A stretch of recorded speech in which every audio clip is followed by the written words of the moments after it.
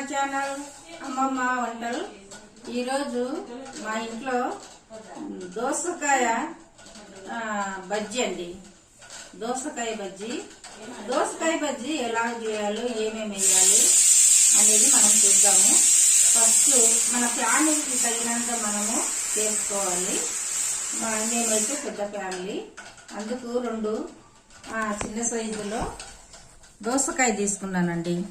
పైన చెక్క అంతా తీసి ఇలా సన్నగా కట్ చేసి పెట్టాను. తర్వాత 2 ఉల్లిగడ్డలండి, ఒక నిమ్మకాయ సైజ్ అంతా 2 ఉల్లిగడ్డలు. తర్వాత కొద్దిగా చింతపండు అండి, చింతపండు. ఇవి 1/2 కేజీలో ఒక 2 తీసినాను టమాటాలు మొత్తం వేయాలి. తర్వాత ఇవి కూడా పచ్చిమిరపకాయలు ఒక 1/2 కేజీ తీసుకున్నాను. ఈ 1/2 కేజీలో కొన్ని తీసినాను, మొత్తం వేసేసాను. తర్వాత ఇక్కడ తెల్లబాయలండి, తెల్లబాయలు వేయాలి, కరివేపాకు, కొత్తిమీర. ఇవన్నీ మొత్తం కుక్కర్లో వేసి ఒక 5 నిమిషాల పాటు 3 విజిల్ వచ్చేంత వరకు ఉడకాలండి. తగినంత సాల్ట్ వేయాలి.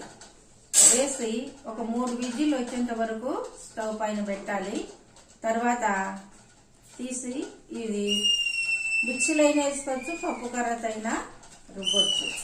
రుబ్బిన తర్వాత మళ్ళీ వీటికి తాలింపు పెట్టాలండి.